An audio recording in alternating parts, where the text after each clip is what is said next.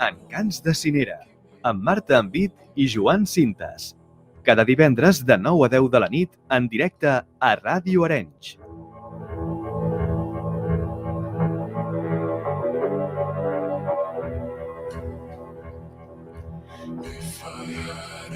En ocasiones hay viajes sin retorno que se inician sin mirar atrás, a sabiendas de que quizá será el último. A pesar de ello, muchos se marchan pensando que al menos la aventura ha merecido la pena y que los recuerdos en la historia y los ecos del pasado se repiten como un bucle infinito para hacer saber que puede que no se hayan ido del todo. La vida y la muerte junto al más allá se unen hoy en el programa recordando, hablando y escuchando quién fue Kiko Sabaté.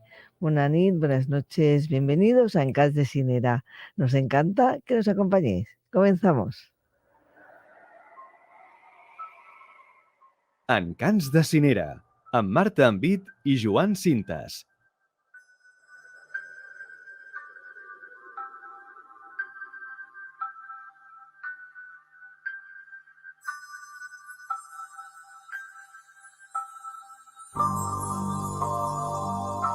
A veces nos cuesta tomar conciencia, sobre todo, de que la vida es algo muy, muy efímero, pero a la vez muy importante que se suele valorar.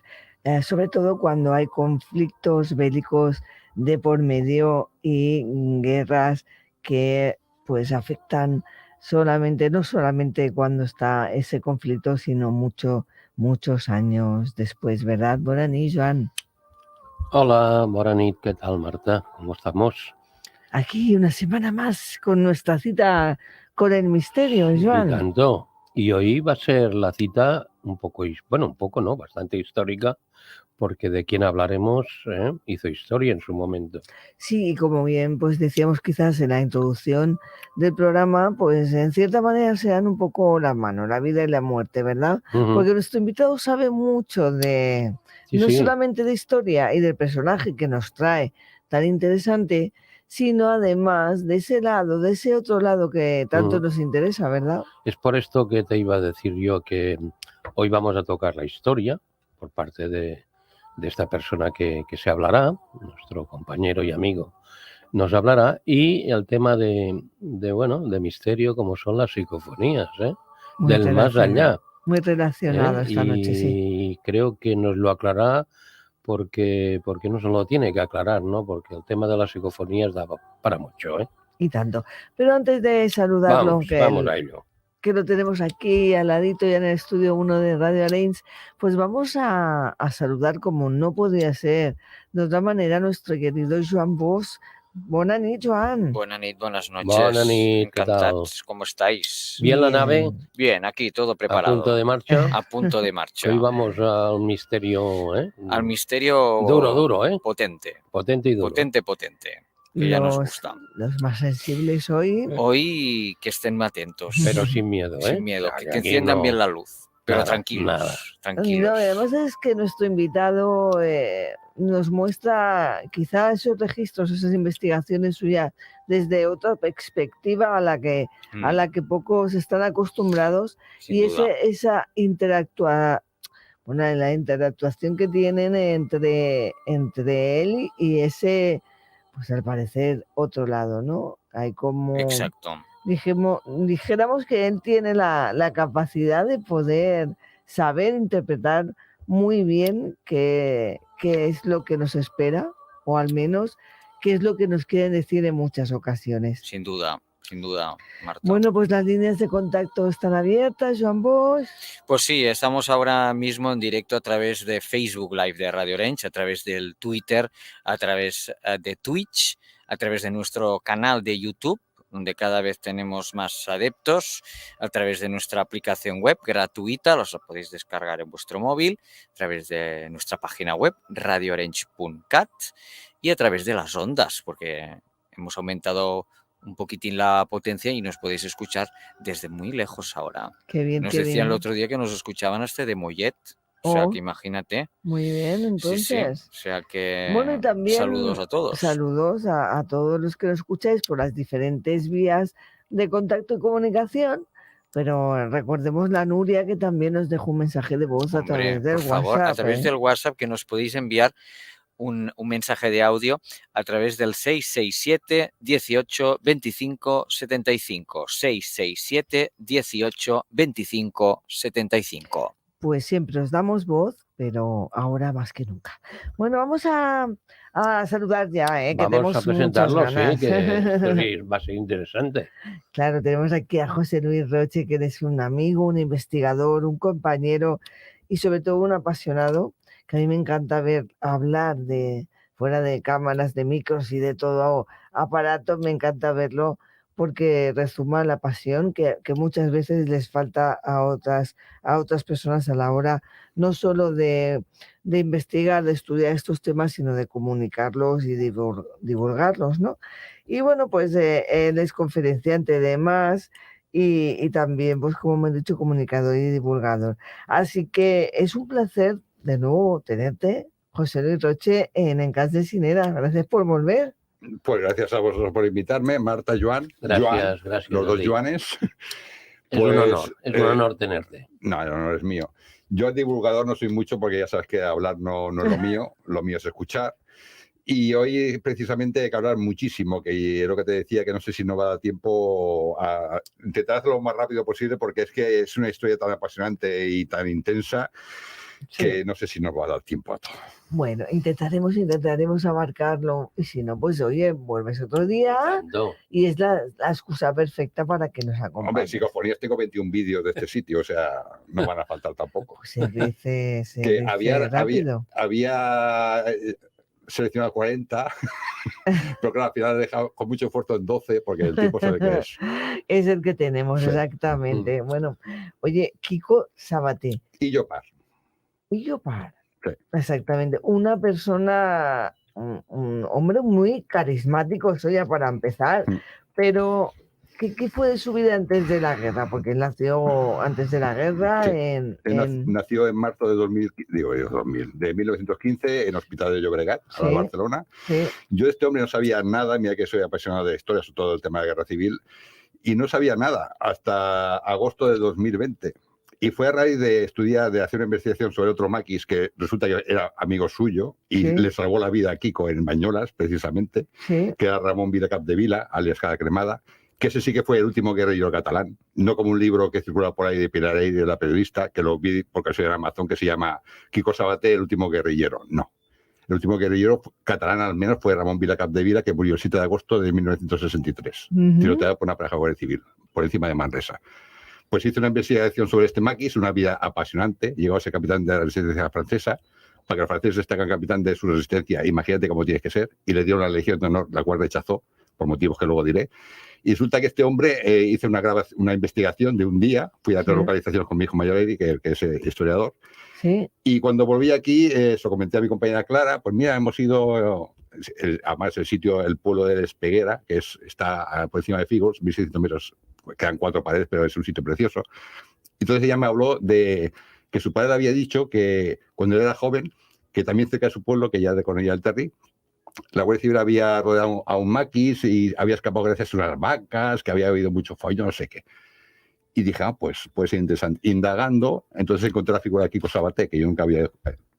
Eso fue una gran falta mía, no había oído hablar de este hombre, porque este hombre, tanto vivo como muerto, fue un hombre que despertaba mucha admiración por la gente que lo conocía y mucho miedo y respeto por la Guardia Civil y a la policía en general.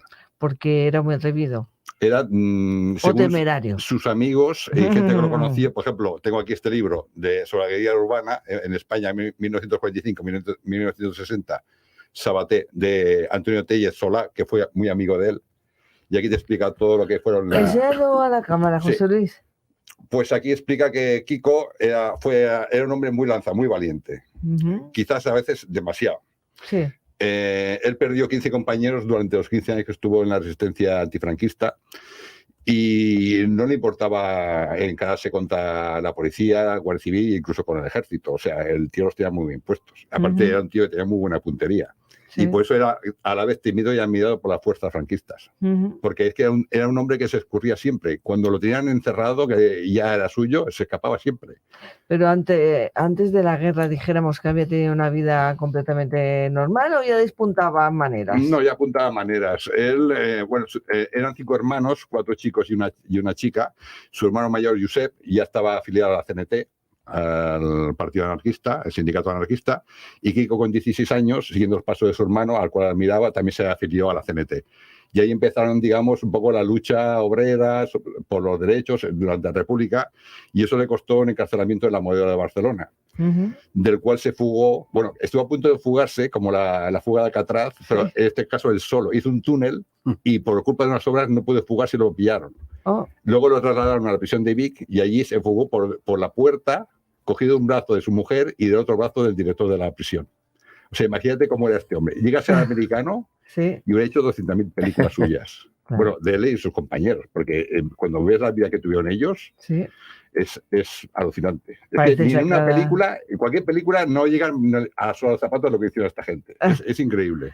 Y bueno, pues ¿en qué contexto se encontraba la sociedad civil de aquel momento en la que Kiko Sabaté despuntaba ya maneras?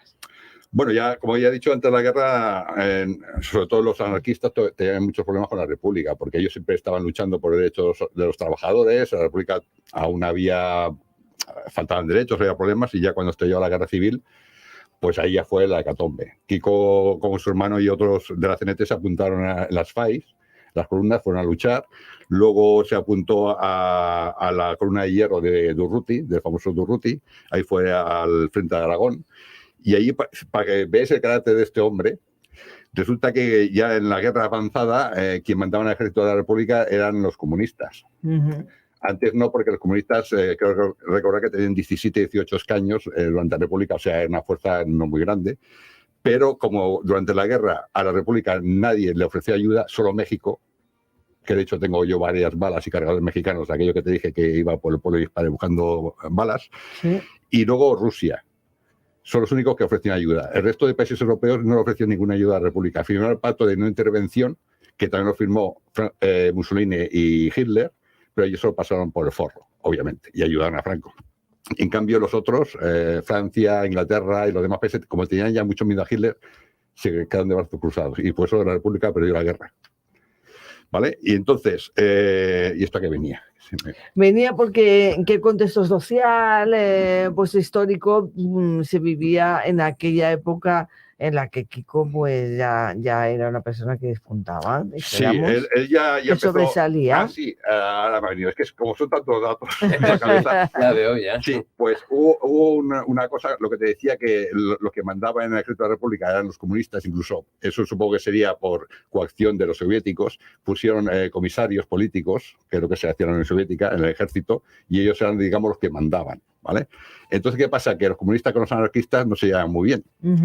Y en la compañía que estaba Kiko, los mandaron, el comisario político, a una misión suicida. O sea, primero mandaron a los anarquistas a misiones suicidas, porque les importaba que los matara a todos. La compañía de Kiko murieron el 80% de efectivos. Se dice pronto, ¿eh? Se dice pronto, o sea, casi todos. ¿Qué hizo Kiko?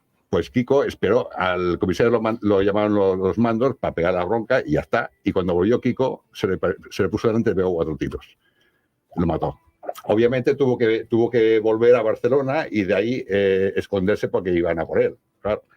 Perdona que que no he puesto y bueno, él al final se va a Francia, sí, resumiendo un poco. Después de la guerra, como todos los republicanos, fue a Francia y fue internado en un campo de concentración, como casi todos, gracias a nuestros amigos franceses. De ahí se logró escapar.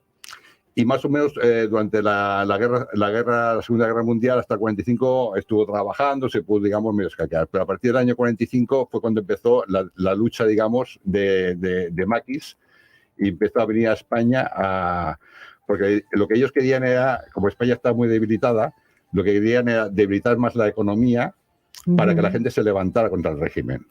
Porque resulta que cuando acabó la guerra, claro, todos los republicanos o se alistaron con los aliados, como te he dicho antes, los primeros que entraron en Francia fue la novena, comandada por el general Leclerc, que eran republicanos españoles, o se afiliaron a las tropas aliadas, o ayudaron al maquis, como Ramón Vila, que fue capitán, como he dicho. Muchos ayudaron al maquis francés a luchar contra los nazis, esperando que cuando acabaran con Hitler y Mussolini llegaran a España y derrocaran a Franco, cosa que no hicieron, obviamente. O sea, fueron traicionados por segunda vez por los ejércitos aliados.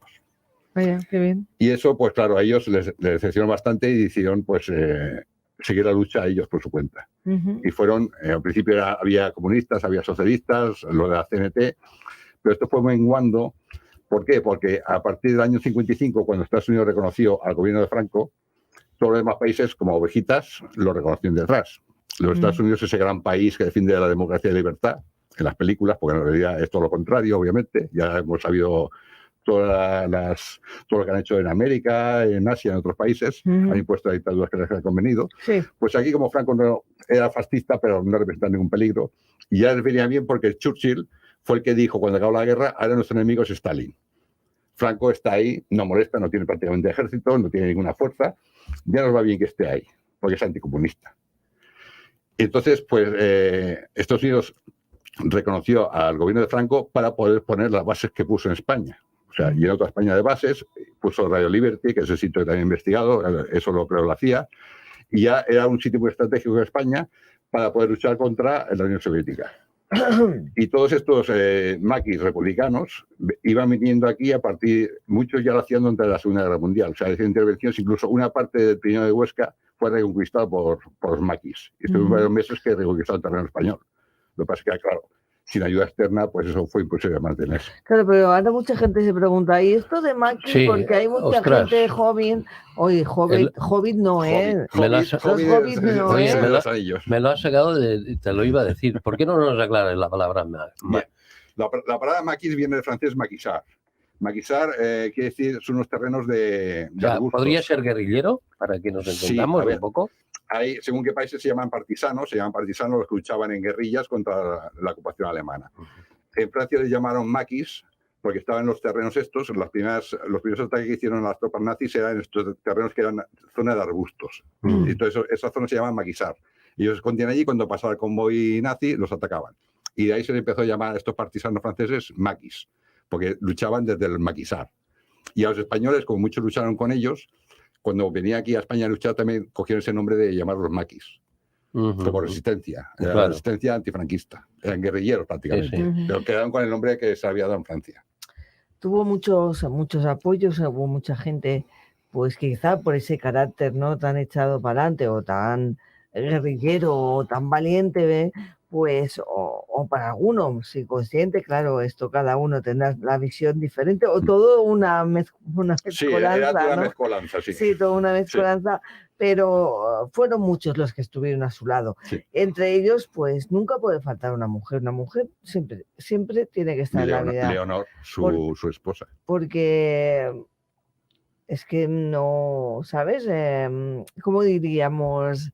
Tiene que estar la figura acompañándole, ¿verdad? Sí. No puede faltar. Es como que a mí me daba antes de que es que las mujeres... Bueno, el apoyo de Leonor tuvo que sufrir mucho al lado de Kiko, porque Kiko sabía que lo primero para Kiko eran sus ideales. Eran hombres que hoy en día no se entiende, porque ya no hay hombres así, pero eran hombres que le daban la vida por sus ideales. Eso hoy en día es imposible, pero entonces sí, era gente que había luchado toda la vida y está dispuesto a entregar su vida por sus ideales. Él estaba casado por Leonor, que como ya he dicho antes, gracias a ella se pudo escapar de la prisión de Vic, porque en un tete-a-tete que tuvieron, ella se puso una pistola a Kiko, se la metió en la pechera y fue a verlo, y Kiko cogió la pistola, pilló al director de la cárcel y salían por la puerta, sin disparar un tiro. O sea, gracias a ella pudo salir de la cárcel. Y ella fue un gran apoyo para él, porque tuvo que aguantar también mucho la pobre. Ella trabajaba, o sea, en Francia estaba limpiando pisos en Lyon, y Kiko trabajaba. Todos estos trabajaban. Y luego, de vez en cuando, hacían sus entradas a España para hacer su lucha. Vale, es decir, que dentro de lo que cabe intentaban, pues, tener una vida... Sí, más o menos normal. Lo que pasa es que eran machacados continuamente por la policía francesa. Esto hay que decir que la policía francesa cooperó con la policía del régimen desde el año 45. Se han masacrado la Segunda Guerra Mundial. Sí. Otra volvió a traicionar a los que les habían ayudado, y cooperaban tranquilamente con la policía francesa, pero con la policía franquista, sin estar reconocido el gobierno de Franco por el gobierno francés. Pero la policía ya colaboraba. O sea, en contra de los que les habían dado la vida contra los nazis en la ocupación de nazis en Francia. Y eso a Kiko fue una de las cosas que acabó por machacarlo. Porque Kiko continuamente estaba acosado por la policía francesa. Incluso en el año 50 le acusaron de haber atracado una empresa en Francia, cosa que es mentira. Ya estamos viendo imágenes de Kiko Sabaté. Para aquellos que nos veáis, lo estaréis viendo, y si no, pues aquellos que nos escucháis ahora mismo. Ahí estoy yo, pues, en la tumba. Que está enterrado en San Celoni. Aquí cerquita, en San Celoni, sí. Y también sale una foto que está una de sus hijas, Alba, en el aniversario, en el 2010, 50 años de su muerte, fue allí, que también fue Lucio Urtubía, gran amigo, que es ahí la película de Netflix, Un hombre de acción, que sale también el personaje de Kiko, con varios errores, por ejemplo. Hay que aclarar José Luis, una pregunta antes que entres más en diálogo. ¿Por qué se llega a parar a la Masía Más Clara? ¿De qué la conocía? O sea... ¿Ya vamos a Más Clara? No, pero... Es que, a ver, los maquis tenían una red de masías, ¿vale? Sí. Porque ellos venían a pie desde Francia, obviamente, y tenían una red de masías de confianza. O sea, se veía que allí les atendían. Y ellos sí me pagaban. O sea, a la gente de la masía les pagaban. Si le daba comida, Kiko siempre pagaba, Marcel y Masana, todos pagaban siempre. Pero había algunas que sí y otras que no. Entonces, Más Clara era una de las que él conocía al matrimonio que vivía ahí, tenía una hija, el Ángel y la María, y cuando venía, pues sabía que ahí podía estar tranquilamente. Claro. Y si había movimiento de... Pero su intención que era venir y a Hospitalet. No, a Barcelona. A Barcelona. Él llegaba a Barcelona y ahí ya no lo pillaba porque tenía muchos contactos. Yeah. Para que Kiko hacía 3 años que no venía a España y en esos 3 años habían cambiado mucho las cosas. Yeah. Por eso se encontró lo que se encontró. Claro, él se confió en parte, ¿no? De pensar, bueno, no, la cosa está más relajada. No, ella sabía que estaba muy vigilado.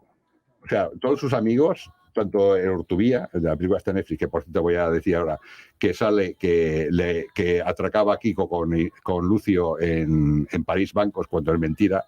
Kiko nunca atracó nada en Francia, no era tan idiota. Lo que sí que le dejó a Urtubía, y eso lo dice Urtubía en una entrevista que hicieron en la televisión vasca, que Kiko una vez que tuvo que ingresar a la cárcel por tenencia de armas, 6 meses en la cárcel, sí, pues le dejó sus armas a Lucio para que se las guardara. Y Lucio, pues lo que hizo, utilizarlas. Fue con un compañero y se puso a atracar bancos. ¿Vale? O sea, pero Kiko no atacó. También dicen en la película esta de que Kiko era muy arrojado porque no tenía familia. Tenía hermanos, tenía su mujer Leonor y tenía 2 hijas. O sea, otra mentira. Yo no sé por qué dicen las películas mentiras. Si no es tan difícil, señores, es documentarse un poquito. Y yo no soy nadie y me he documentado. De hecho, ahora estamos viendo imágenes de una película donde salen Gregory Peck como... Anthony Quinn. Gregory Peck hace el personaje está inspirado a Kiko Sabaté. Esto me lo encontré, fue una gran sorpresa, buscando datos en internet sobre Kiko Sabaté.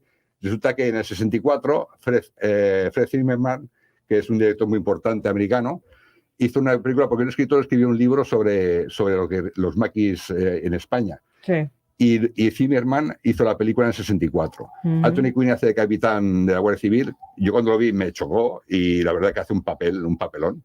Lo hace muy bien. Gregory Peck, fantástico. Fíjate qué casualidad que Gregory Peck y Gary Cooper son mis actores favoritos. Pues Fred Zimmerman dirigió a Gary Cooper en Soldado de Peligro en el 56. En el 64 dirigió a Gregory Peck. Y Omar Sharif hace de cura.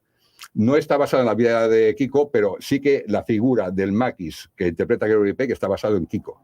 Atracabancos, la última misión es una misión suicida igual que la de Kiko y todos le dicen no vayas, que está todo muy vigilado, que te van a matar, y él pese a eso. Aquí está, esa fotografía viste igual que Kiko, su boina, su bastón, su mochila, sus botas igual. O sea, era un estilo de vestimenta muy característico. Así iba Kiko. Y la vi y es una película muy recomendable. Además está rodada en el sur de Francia, donde están los republicanos españoles. Yo pensaba, digo, americanos, esto está rodado en Oklahoma. No, está rodada en el sur de Francia, en el pueblo que sale. Estaban allí viviendo los españoles refugiados. Sale Lourdes. Es una película muy recomendable. ¿Cómo se tituló? Aquí en España estuvo prohibida durante Franco, obviamente. Se llama Y llegó el día de la venganza. Sí. En inglés se llama La mirada del caballo pálido, un nombre muy raro. Muy interesante y altamente recomendable para conocer la historia. Pero tal y como decía Joan, pues que queremos escuchar pues esas investigaciones tuyas, que para entender quizá pues lo que hemos estado comentando, ¿no? Entre la línea tan delgada que existe entre la vida y la muerte, y sobre todo pues en la historia de Kiko Sabaté, pues cómo llegó, ¿no? ¿Por qué quería dirigirse a Barcelona? Pero antes tenían que parar, descansar y pararon en Gerona, en Sí. una masía. Sí, esto te lo ¿Qué explico ocurrió? rápidamente. A ver, Kiko, como ya he dicho antes, hacía 3 años que no hacía no venía a España, por lo tanto había perdido bastante contacto con lo que estaba pasando aquí realmente. Los motivos no están muy claros. Dicen que sí pensaba secuestrar a 2 comisarios de policía que eran de estos torturadores para intercambiarlos por presos que había en la Modelo. No se sabe ciertamente por qué. Él estuvo muy tocado porque sus 2 hermanos murieron con 4 meses de diferencia. Primero fue Josep, era el mayor, en un enfrentamiento en Barcelona con la policía, acabó tiroteado, y después el pequeño en el Manel, que precisamente Kiko y su hermano Josep no querían que él se metiera en esto, porque sabía cómo iba a acabar, como acabaron ellos por desgracia, pero el Manel era también un poquito viva la pipa, ¿sabes? Vida loca. E incluso se había ido a recorrer España, se metió hasta de torero, o sea, era un poquito disoluto el chaval. Y al final convenció a Ramón Vila Capdevila, como era mi amigo del Kiko, de que lo llevara con él. Y el Ramón sabía que Kiko no quería, pero bueno, al final lo aceptó. Y en un recorrido que hicieron por la montaña, porque Ramón era un guerrillero de campo, él se dedicaba a volar torres de tensión, era lo que hacía, era un gran dinamitero. Kiko, en cambio, era guerrillero urbano. Pues al final lo convenció. Y una de esas salidas que hicieron, Ramón Vila fue a ver una masía para buscar comida si estaba la cosa despejada, y por ahí pasó una patrulla de Guardia Civil y lo pillaron. Y él no había hecho nada, o sea, no había hecho nada. Pero como descubrieron que era hermano de Kiko Sabaté, y Kiko Sabaté llevan 15 años detrás de él, bueno, entonces ya llevan menos tiempo detrás de él, pues simplemente por ser hermano de Kiko Sabaté, le hicieron un juicio sumarísimo y lo fusilaron al campo de la Bota de Barcelona. Por ser hermano de Kiko. Eso debió de marcarle mucho, ¿no? Y en 4 meses los 2 hermanos perdió. Y por eso también desde entonces quedó muy tocado él, aparte, como ya he dicho antes, el continuo acoso de la policía francesa, incluso lo torturaron la policía francesa, y una vez se tiró por la ventana, fíjate hasta qué punto llegó, que se tiró por la ventana porque quería acabar con todo, y no se mató de casualidad, pero era un continuo acoso. Mira, cuando ya se vino para acá en la última intervención esta, ¿Sí? Lo condenaron a 5 años de internamiento en Dijon, en Francia. O sea, no puede salir de Dijon. O sea, era continuamente machacado por la policía francesa. Era continuamente juicios, seguidos. Aparte, había mucho infiltrado en la CNT, porque ahí llegaba uno de España que vengo huyendo de Franco. Pues lo aceptaban sin saber esta persona si era o no era. Y Kiko estaba muy en contra de eso. Entonces, Kiko no se podía fiar de nadie. Por eso fue esta última, digamos, intervención que hizo aquí en España con 4 novatos. Solo uno de ellos había estado 9 meses encerrado en Barcelona, y espera juicio, le dieron libertad condicional y se fue para Francia. Entonces, no podía contar con sus compañeros más fiables, con más experiencia, porque están todos muy vigilados. Entonces, escogió a estos 4 que están menos vigilados. Pero pese a eso, todos le advirtieron que sabían que iba a venir Kiko a final del 59. Y Kiko cruzó la frontera, no sé si fue el 27 o 28 de diciembre, con 4 compañeros, los voy a nombrar, los tengo aquí, que son muy importantes. Bien, sus nombres están puestos en más clara. Encima, en una ventana están los 4 nombres puestos. Era Francesco Nes Alcaraz, tenía 28 años. Antón Miracle Guitar, que es el que estuvo 9 meses en la cárcel en la Modelo, este tenía 29 años. Roger Madrigal Torres, de Hospital como Kiko, tenía 26. Y el más joven, Martín Ruiz Montoya, que nació el mismo día que yo, un 13 de abril, tenía 20 años solo.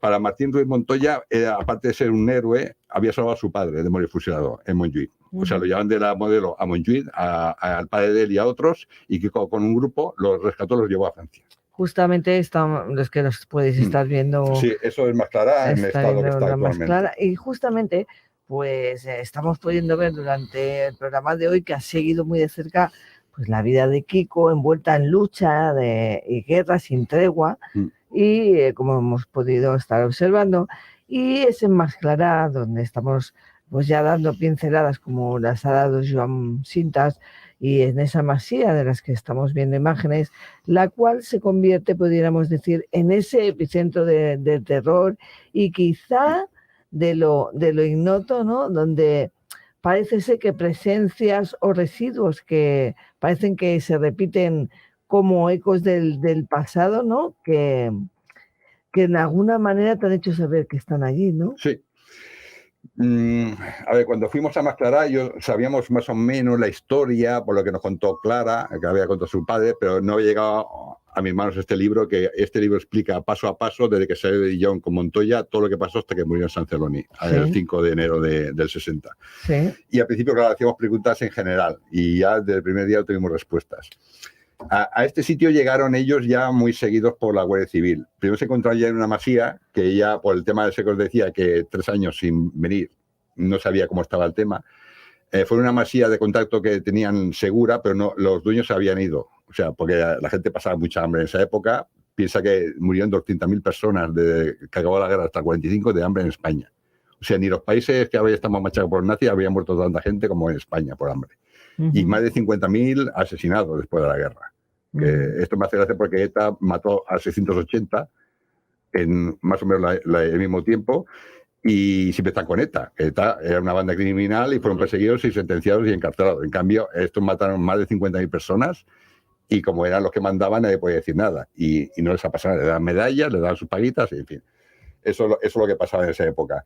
Y en esta época también se ejecutaba directamente. O sea, si sabían que había un máquina en Barcelona, se ponía detrás, le pegaban un tiro y no pasaba nada. Y a lo mejor se equivocaban, a lo mejor no era esa persona, pero bueno, ya había caído. Entonces, cuando llegaron a la mesa esa que te digo, ahí ya tuvieron una refriega con una pareja de la Guardia Civil. Voy a ir rápido porque si no, no va a dar tiempo a llegar aquí. Ya se alertó la Guardia Civil, todos los puestos estaban vigilados, los puentes vigilados, se empezó a mover toda la Guardia Civil y ellos, como se sabía muy bien la zona, empezaron a ir de noche por vaguadas, por riachuelos, evitando los puentes y pasaron cerca de Cornellà del Terri, que es el pueblo de mi compañera Clara. Ahí les pasó una cosa muy curiosa en Cancosta, que es una masía que hay al lado, que están durmiendo y de encima se pusieron a dormir dos guardias civiles y ellos 5 estaban debajo en el pajar durmiendo. Fíjate. Sí, sí, una cosa... Muy surrealista, ¿no? Sí, sí. Y ya pues de madrugada, claro, el dueño les avisó y se fueron a la 1 de la mañana, bordearon, subieron y Kiko venía ya más claro porque conocía a los dueños, al Ángel y la María, y ya dijeron, bueno, vamos a Masclará, allí nos darán cobijo, comimos y seguimos hacia Barcelona. ¿Qué pasa? Que, como les he dicho, estaban todos los guardias civiles alertados. Cuando llegaron a Masclará fueron por la parte de arriba, bajaron y fue Kiko con otro. Los otros se quedaron recordados por ese caso y tocaron la puerta y, claro, esperando que salieran los que conocía él, vieron que salía un hombre que no conocían. Entonces preguntó, ¿dónde está la Ángel y la María? Y aquella niña tan bonita que tenían, tenía una niña pequeña. Digo lo de la niña porque también es importante en el tema de psicofonías. Y dijeron, no, se fueron hace 2 años a no sé qué pueblo. Entonces, es lo que te decía, de 3 años sin venir, no había móviles en esa época, claro, llegó ahí esperando encontrarse a sus amigos y había una persona que no conocía. Entonces él dijo que eran excursionistas franceses, como hablaban todo francés, iban con los monos de mecánico, lo típico, las mochilas, las armas escondidas obviamente. Todos llevaban Thompson, su fusil Thompson, que es el típico de los gasters, que era tambor redondo, para que ellos llevan tambor alargado y sin culata para poder guardar. Y pistola Colt del calibre 44. Eso es importante. Las 2 armas son del calibre 44, ¿vale? Sí. Los 5 llevan las mismas armas. Y granadas de mano, obviamente. Sí. Entonces él les dijo que eran excursionistas franceses, que se habían quedado sin comida y se descuidaban de comida. Entonces él le dijo, es que somos pobres. Y es verdad, esa masía era bastante pobre. O sea, la tierra no es que le dieran muchas cosas para... Pues eso se fueron nosotros, claro. Y dice, no, tranquilo que os pagamos y tal. Y dice, bueno, es que no tenemos comida. Entonces llamó a los otros 3, se metieron los 5, subieron por la escalera externa, que eso es importante. Para acceder a la vivienda hay una escalera externa que si pone, cuando ponga Joan las fotos del documental de Televisión Española, se ve todavía la escalera externa que era de piedra, que se accede a la cocina a la parte del segundo piso. ¿Vale? Ahí ya esa escalera está abajo. Subieron arriba. Entonces el Kiko le dio 250 pesetas de la época a la Balbina, él se llama Joan y ella Balbina Alonso, para que fuera a Can Ramón, que era una masía que está a 600 metros, todas esas masías están hoy en día derruidas. Sí. Entonces les hizo 2 tortillas francesas de 6 huevos cada una. Y ahí estuvieron comiendo, bien. Y ellos, entre ellos, hablaban francés. Cuando hablan con el matrimonio, al Kiko les hablaba, solo hablaba Kiko con el matrimonio en catalán, pero entre ellos francés para que se enteraran de lo que estaban hablando, obviamente. Sí. ¿Qué pasa? Que la Guardia Civil estaba alertada porque un vecino les vio entrar a la masía. Y vio, entonces no iban 2 guardias civiles, iban 3, iban tríos porque les tenían bastante miedo a Kiko. Entonces se encontró al trío de la Guardia Civil y le dijo, he visto entrar más clara a unos hombres con monos azules y tal. Dijo, este es el Kiko. Alertaron a la comandancia de la Guardia Civil de Girona y fueron 30 30 guardias civiles, y mandaron al teniente Fuentes, también es muy importante lo que pasó aquí, por la parte de Girona, por el monte, con otros 14 hombres, por si ellos lograban huir hacia Girona, cortarle la retirada por allí. Total, que ellos comiendo tranquilamente, salieron fuera después de comer a fumarse un cigarro, fuera de la casa, pero ya están rodeados por los 30 hombres del capitán del cuartel de Girona. ¿Qué pasa? Estaban fumando tranquilamente y el capitán empezó a disparar. Y a continuación todo el disparando, sin previo aviso. Allí resultó herido con esa en el estómago y en las piernas. El Kiko en la nalga izquierda y el Montoya, el joven, en el codo izquierdo. Como pudieron, se metieron para arriba por la escalera. Kiko, obviamente, conocía la casa, se metió para arriba, y Montoya, con las prisas, se metió en la primera puerta que hay, se ha visto es la que accede a la planta de abajo. Lo que pasa es que de la planta de abajo a la de arriba no hay paso. Es donde están los animales.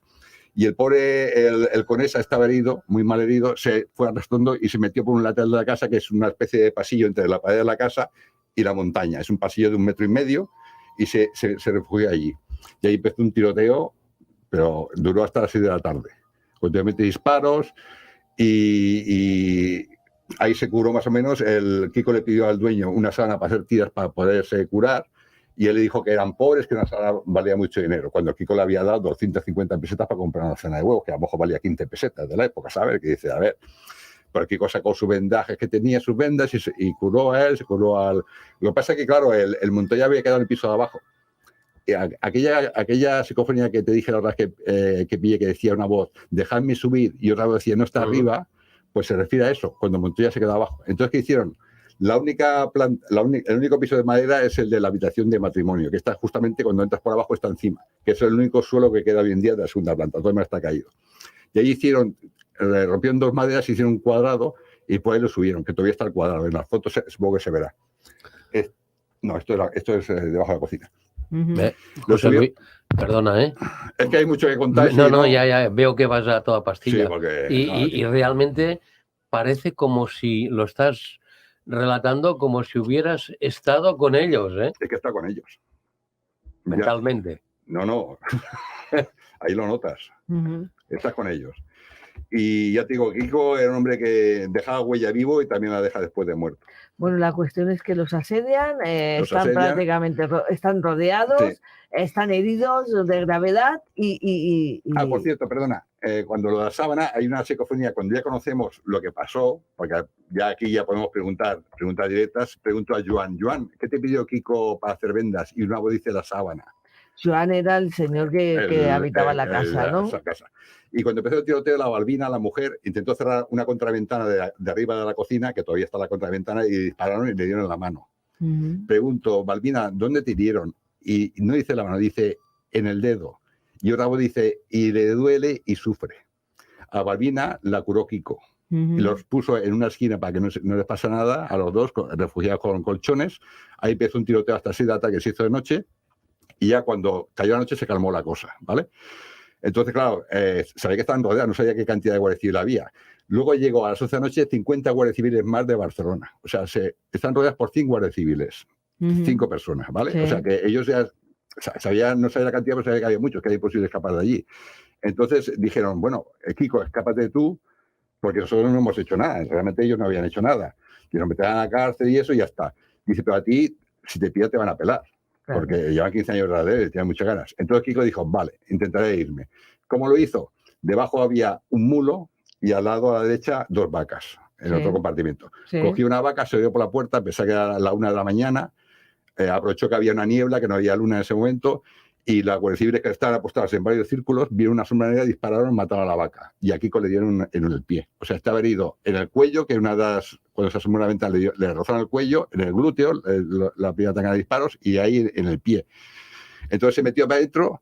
La verdad que la cosa ya no pinta bien. No, cogió la otra vaca, y todos los guardias civiles vieron otra sombra y dijeron, otra vaca. Hubo algún tiro, le dieron a la pobre vaca en la pata, pero Kiko se pudo escapar. Se fue arrastrando. Ahí es cuando dicen que mató al teniente que sale en la película esta de TV3, que lo estrangula.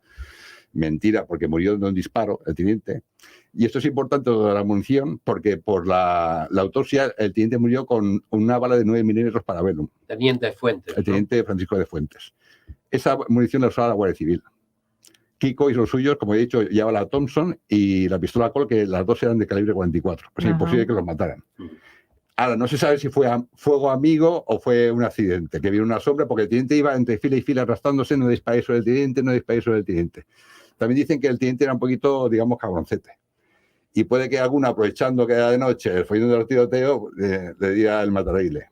Eso no se sabe exactamente, pero que no lo mató Kiko, eso se sabe. Lo digo porque la película TV3 aparece que incluso lo estrangula. A ver, lo mataron de un tiro y de un 9 milímetros. Va a quedar lo más fácil cargar muerto al Kiko. ¿Entiendes? Claro. Entonces, el Kiko pudo huir, herido como estaba, se metió, llevaba morfina porque le dolía, obviamente, recorrió así rápidamente 20 kilómetros hasta Fugar de la Selva, que es un pueblo que hay pasado Girona. Ahí se pudo subir, después de pasar noche, al tren correo, que es el tren correo 1104, que venía de Portbou. Se metió los maquinistas amenazando con la pistola. Los maquinistas, incluso uno de ellos le dio un bocadillo, porque dijo, soy Kiko Sabaté, y les dio la charla de los obreros y tal, porque él lo tenía muy metido eso. ¿Qué pasa? Que él quería llegar a Barcelona, porque él sabía que si llegaba a Barcelona estaba salvado, pero como hacía 3 años que no venía, no sabía que en Massanet paraba el tren y cambiaba la locomotora de diésel por una eléctrica, porque ya bajaba con una eléctrica hasta Barcelona. Y ahí, en cambio de maquinarias, se fueron los 2 maquinistas y volvieron otros 2 maquinistas, y los 2 que se habían ido avisaron a la Guardia Civil. Ya alertaron a la Guardia Civil, él siguió con el eléctrico hasta que se bajó antes de llegar a San Celoni. Y ahí, ¿qué hora es? Hostia, no nos queda tiempo, son mejor. La cuestión es que cómo acaba. Bueno, acaba que ellos le dan tiempo al Kiko para que se vaya, por eso dice, bueno, cuando por la mañana nos rendiremos, porque no hemos hecho nada, no nos van a hacer nada. Y así daba tiempo al Kiko a que se fuera. Entonces, a la mañana siguiente, el Guardia Civil, rendido, Kiko, Sabaté, porque se pensaba obviamente que está Sabaté, dice a Sabaté que no tiene escapatoria, no sé qué. Y uno de ellos dice, no, que nos mataréis. Dice, no, en la España de Franco no se mata. Como ya he dicho, más de 50.000 personas, aparte de los que murieron siendo esclavos en las empresas importantes de España. Y al final se rindieron. Montoya, joven, como había caído en el piso de abajo y vio que había un horno, que el horno, la puerta es así, hay foto que se ve el horno, es así, se metió dentro, imagínate, y estaba herido del codo, se metió esperando que pensaban que se había ido con el Kiko. Entonces salieron los 2, no como en la película de TV3 que saca las pistolas y dispara, el Guardia Civil se va a obligar a disparar, eso es mentira. Ellos se rindieron, se lo llevaron a Camberdera, que es una masía que hay a unos 600 metros de allí, que ahí está el cuartel general con todos los mandos, incluso montaron allí una tienda, bueno, un hospital militar. Sí. Ahí los torturaron y los mataron. Bajando la vez más clara, los ametrallaron los 2, porque tenían tiros, impactos uno por un lado y otros por otro lado. O sea, ametrallaron, huesos rotos, tripas sacadas, y eso no se hace con un disparo, ¿vale? Al Montoya, al pobre chaval de 20 años que estaba escondido en el horno, lo pillaron allí, buscando al Sabaté. Ahí no se sabe si lo mataron ya dentro del horno o lo sacaron, pero también tenía reventado todo, destrozado, y eso sé exactamente dónde acabaron los cuerpos de los 4, sé el punto exacto, ¿vale? ¿Qué pasa? Que cuando llegaron, vieron que no estaba Kiko Sabaté, la emprendieron con ellos, porque eso obviamente les dio mucha rabia. Ellos buscaban a Kiko Sabaté y a ver que no estaba, lo cargaban con ellos, es que no habían hecho nada, y los asesinaron. Los llevaron a la iglesia de la Mota, en un pequeño descampo que hay delante, que es donde justamente aparcamos los coches cuando vamos hacia allí, y de ahí los llevan al cementerio viejo de Girona, les hicieron una autopsia y los enterraron allí. Con mucha vigilancia, pues se pensaban que el Kiko iba de allí. El Kiko ya estaba yendo para San Celoni. En San Celoni, oye, ¿qué les pasó a los dueños de la casa o los que vivían en la casa? pues se tuvieron que ir de allí. Supongo que fueron interrogados. Y imagínate los pobres el trago que pasaron toda aquella noche, como la pasaron sin comerlo ni beberlo. Pero Kiko curó a la Balbina, los protegió para que no les pasara nada. Y la Guardia Civil decía a los vecinos que seguramente los había matado el Kiko Sabaté, para que cogía miedo los maquis. Claro. A Kiko bueno, Kiko llega a Barcelona. No, a San Celoni. A San Celoni. Se baja herido, ya lleva 5 inyecciones de morfina, porque pregunté también, Kiko, ¿cuántas inyecciones de morfina te has puesto? Y una voz dice, con 5 me mareo. Se puso 5. La última del tren. Madre mía. Ahí se bajó buscando al médico, porque si Kiko no hubiera estado herido, se hubiera escapado por el Montseny y no lo hubieran pillado porque hubiera ido a Barcelona. Porque hasta los maquistas se sorprendían de que herido como estaba, que era súper ágil, se subía al techo del vagón y tal, pero ahí está bastante mal. A la mañana del 5 de enero se encontró un payés que iba con un carro, preguntó por el médico, le dijo, sí, voy para allá, suelta el carro y tal. Y lo que pasa es que cuando llegó a la calle, en lugar de un lado se fue al otro lado de la calle, se equivocó. Le salió un vecino y vio un hombre que estaba hecho polvo, o sea, imagínate cómo estaba 20 kilómetros andando herido de noche, cruzando el río Ter en invierno, y dijo, no, aquí no soy médico, no sé qué, y pues déjeme entrar un momento, Kiko encima estaba con la morfina, imagínate cómo estaba el hombre, y se puso a forcejear con él, y claro, el otro vio que llevaba la Thompson, una metralleta escondida, se asustó, se pusieron a forcejear rodando por la calle, y había estado alertado un sumatén, que era falangista, por la Guardia Civil, y ya iba allí el Abel Rocha, un tío alto como yo, que tenía el tío un naranjero, que era un fusil ametrallador que llevaba la Guardia Civil, tenía granada en mano, y llegó a la calle con el sargento de la Guardia Civil que iba detrás de él, y vio dos hombres y sabían que Kiko ya había llegado a San Celoni, ¿vale? Se los había dicho los maquinistas cuando llegaron a la estación. Y entonces, en un momento dado, el Kiko vio que se acercaba a ese con la metralleta, le mordió la mano al otro que tenía agarrada la mano con la pistola, se zafó y disparó. Le disparó al corazón a Abel Rocha. Con tan mala suerte para Kiko, que Abel Rocha llevaba una granada cilíndrica en el bolsillo. Le rebotó, le explotó, le salvó la vida. No una petaca como sale en la película de TVT que sale una... No, llevaba una granada de mano. El tío ya era un civil, pero era falangista. Entonces, la otra bala sí que le dio en la pierna a Abel Rocha. Le dio. Pero Abel Rocha disparó, le dio una bala en la pierna al vecino y las otras le dieron ya al Kiko. Y lo mató, le pegó la ráfaga, lo mató, llegó otra Guardia Civil, le descargó toda la munición en la cara. Ni la hermana pudo reconocerlo, obviamente. Bueno, ya la hermana para reconocerlo y lo enterraron, murió en la calle Santa Tecla, y lo enterraron en el cementerio, fuera del cementerio, porque los maquis, según el señor obispo, lo enterraron fuera del cementerio. Hoy en día está dentro del cementerio. Se amplió el cementerio y está dentro. Y bueno, ya está. siempre hemos dicho que los lugares así Y me deja marcados... muchas cosas. Bueno, no pasa nada. Tenemos todavía tiempo y además nos gustaría poder así hablarlo lo que queda. Hoy nuestros encantados no van a poder hacer llegar vuestras preguntas. Ha sido muy intenso. Y mira que hablo rápido, y me deja muchas cosas, Sí, porque ya he dicho que esto era mucho. Pero bueno, que a veces las cosas salen así tranquilo, porque la verdad es que queríamos pues un poco hacer pues ese, como hemos mencionado antes, ¿no? Esa parte de la vida de Kiko y esa parte de la muerte y ese lugar que parece que quedó muy impregnado de lo que se vivió esa noche del 3 de enero, ¿verdad? Sí, y del año 1960. Y como dije otra vez, es un sitio que ahí donde aprendí, donde ellos me enseñaron dónde estaban las voces. O sea, tengo una cosa muy especial, tanto mi compañera Clara también como yo, con ese sitio tenemos una relación muy especial.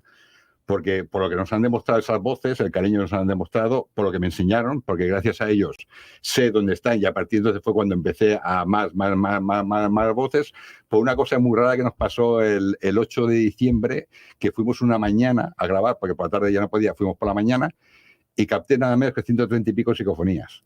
Y múltiples. Incluso aquella que te dije que en un trozo había 9 voces, hablando de ella, de su vida, de la vida de mi compañía, voces clarísimas hablando sobre lo que pasaba. Fue ese momento que te contaba antes fuera de micrófono, que las 4 grabadoras se me quedaron sin pilas, las 4 a la vez. En cambio, la de ella, como no lleva pilas, era de carga, seguía funcionando y captaron voces muy interesantes. Una de ellas la que os he traído hoy aquí para que escuchéis. Pues llega ese momento de... Vamos que nos vamos. Llega ese momento de poner esos registros psicofónicos que... José Luis Roche. Joan, como no sé las que son porque me he olvidado. Yo las voy poniendo. Me dices lo que dicen. Venga. Explico un poco antes y la pones. Perfecto. Mira, la primera es risas infantiles. Sí. Esta es dedicada a ti que te gustan mucho estas cosas. Esta es la niña. ¿A mí? Sí. Esta es la niña del Ángel y la María, la que preguntaba Kiko, ¿y aquella niña tan bonita que tenían? Pues vale, era como un eco del pasado. Cuando la capté no sabía yo nada de este matrimonio, ni que tenía niña ni nada. Eso vale. lo comenté después. Vamos a verla. Pues venga, vamos a... Psicofonías reales, ¿no? Sí, hombre. Venga.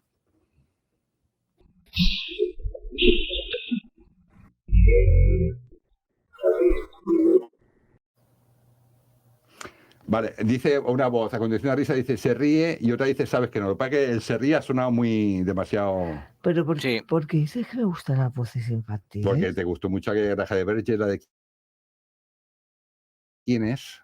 Sí, la de quién es, ¿verdad? Claro. José Luis, es verdad. Y la otra tenemos Clara me ve. Sí, aquí nombra mucho a Clara. Clara es tu compañera de aventuras, es ¿no? que coincide más Clara, la diferencia del acento, es casualidad también. Venga, vamos a ello.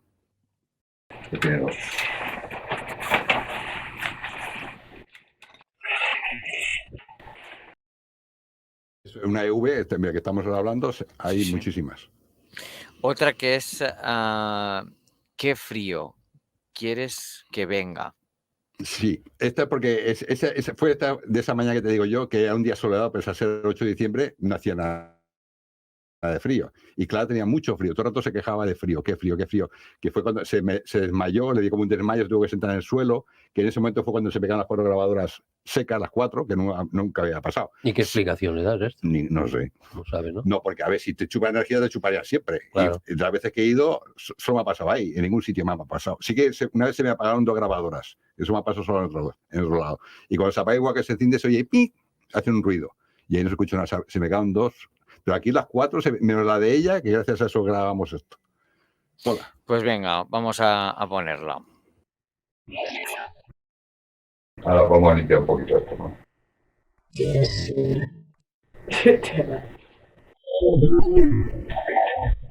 No se oye muy bien, ¿no? Que las escucho mal. Ahora vamos a limpiar un poquito esto, ¿no? No se escuchan bien. No sé, las tenemos así. Bueno. Bueno, pues la siguiente. Venga, vamos a la siguiente, que es ponle fin a esto. ¿Dónde estáis? ¿Qué es lo que veis?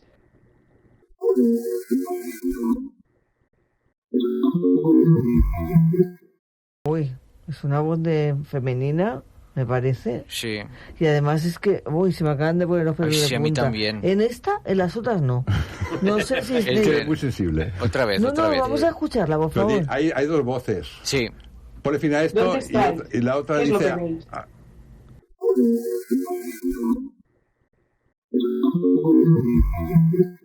Escucha mal. No sé si por Mira, no el... podemos... Sí, a lo mejor Bueno, no por la podemos compresión. dar paso a nuestros encantados hoy, No. pero por favor, decidme si os habéis puesto, os han puesto los pelos de punta como a mí. Hombre, seguro. Pues espérate, que Ponle hay una muy buena. ponle La, fina a la siguiente, esto. ¿cuál es? Wow. Mira, la han matado. ¿La? La han matado. No, Lo han matado. Esto se refiere a uno de ellos, porque se pregunta sobre ellos. Mi hijo lo pregunta. ¿Está aquí Roger Madrigal Torres? ¿Cuántos años tenías? Qué clara es. Pero no se oyen bien. No sé qué se escucha. No. Igual que las de Berger se escuchan como yo. Sí. De esto, esta no sé A por lo qué. mejor sean A veces me pasó en otro a programa que cuando compresión. cuando las envía por Sí, correo, es verdad. según las envías, Pierde. Claro, las psicofonías, Sí. pues... Bueno, pero la de Berger se escucha vamos bien. a poner el siguiente registro. Venga, no está. O 7. No, esta hay 3 cosas. Sí, no está posible Esta voz. porque matar, porque mata, pone. El Esas posible, 3 el cosas. posible es clarísimo. Sí. O 7. Hay algunas que no se escuchan bien. Y esta es Clara te miente. Ah, esta es una de las que se pilló cuando Clara le dio el jamacuco y se me quitaron, se me apagaron las pilas. Esto se pilló con la grabado de ella, que como es de carga, esa sigue funcionando. Y esta es una de las que hablan sobre la vida de ella. Dijeron varias cosas sobre la vida de ella en ese momento. Y esta habla sobre una relación que tenía entonces, que luego descubrió que tenían razón. Es una susurrando. ¿Ellos te chivaron cosas entonces que Sí. tú ignorabas Claro. sobre tu... No, es sobre ella, la vida de ella, no mi vida, la vida de Clara. No, la vida de Clara, Sí, sí. de tu amiga. Sí, sí. ¿Y cómo ellos llegan a saber tantas Ellos saben, cosas personales? como saben lo que vas a decir, lo que vas a toser, como el de Verges, saben cosas de tu vida, lo saben. Pola. Venga, vamos Es susurrante a esta. ella. Ya tengo que comprar más pilas, ¿no? Todas las 2 Sony descargadas, Yo lo digo mal. No sé si mis cascos... Puede perder un poco de lo que has dicho tú, de pasar muy... Es muy clara. Muy clara, muy Nosotros clara. la oímos bien, José Luis. Es una voz susurrante. Sí, sí. Es verdad. Mira, la otra. Sí. Hombre, llévame flores. No, llévale flores. Hombre, llévale flores. Qué ridículo. Sí, esto es porque hago una pregunta sobre Kiko y dice, hombre, llévale flores. Y fui con mi hijo meses después a llevar flores a su tumba. Que también tuvisteis allí resultados psicofónicos, ¿no? Incluso dice, Roche, te he visto pasear. Estuvimos pasando por el cementerio buscando la tumba, claro. Y tu hijo, fue mi hijo Eric, y incluso aquí pregunto, ¿sabes cómo se llama mi hijo? Y un abuelo dice Eric, y se llama Eric. Curdils, tú. Sí, Caray. ¿Esta cuál era? Que ahora no me acuerdo. Hombre, llévale sí. flores, La de qué ridículo, yo creo que es un guardia civil. Porque también hay guardias civiles, al teniente Fuentes lo he captado también. Porque pregunto quién le mató y una vez dice el traidor, y meses después voy a preguntar quién le mató, el teniente Fuentes dice los traidores. O sea que igual no fue un accidente. Kiko estaba en la casa, ¿está más clara? ¿O está...? Van y vienen, están todos. Teniente Fuentes, incluso un abuelo nombra Teniente Fuentes, y he grabado la Guardia Civil cuando vienen los refuerzos, la arenga, y una ¡viva la Guardia Civil! La voz, y disparos lejanos, disparos dentro de la casa hasta con eco, explosiones, y luego me enteré que Kiko ya tiró una granada por la ventana, y entonces no sabía. Pero es lo que no acabo de entender eso, que van y vienen, como si fueran... Porque no creo que estén ahí esperando. Van y vienen, igual que a Kiko, lo pilla más clara y lo he pillado en su tumba. También nos ha contado su tumba. O sea que se mueven. Las energías se mueven. Sí, no están en un sitio, van y vienen. ¿Has recibido algo de Kiko, antes de poner la siguiente, has recibido algo de Kiko que te haya emocionado? Cuando me enteré que había venido su hija a su tumba, el 2010 para su homenaje, fue en marzo, que también vino Luz Urtubía, que cuando la conoció, se lo dije, digo, Kiko, ¿sabes que vino tu hija Alba a ver a tu tumba? ¿Que le haga un mensaje? Y dice, mi pensamiento le llevas. O sea, que no dijo ni recuerdo, dijo mi pensamiento, que es una cosa extraña. La verdad que sí. Vamos a... ¿Cuál era el segundo apellido de Kiko Sabaté?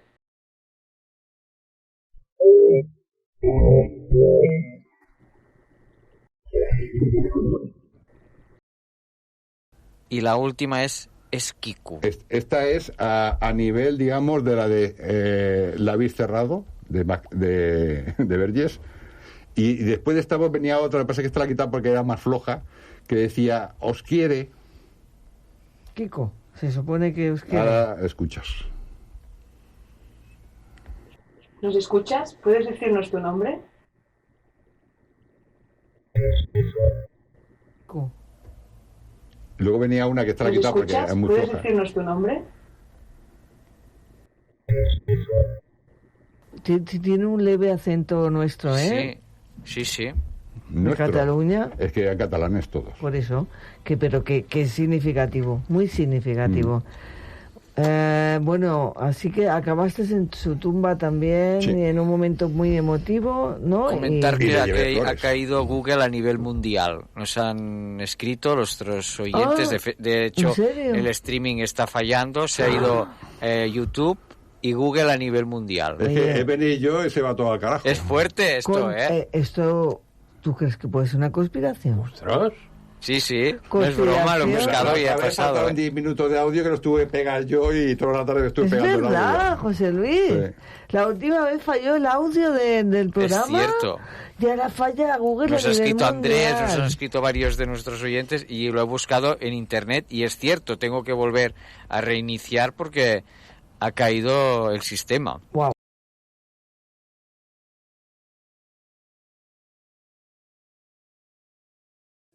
¿Podemos hacer algo por vosotros?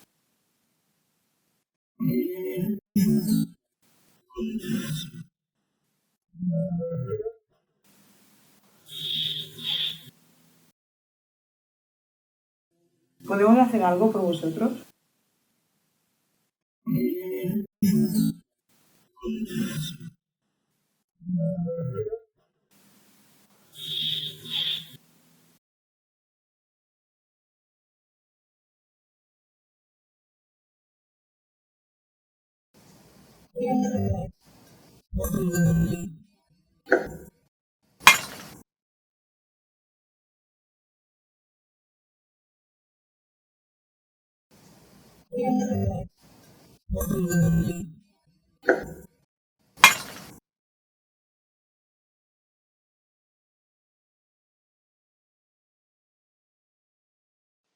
Kiko, la Thompson y la pistola Colt que llevabas, ¿de qué calibre eran?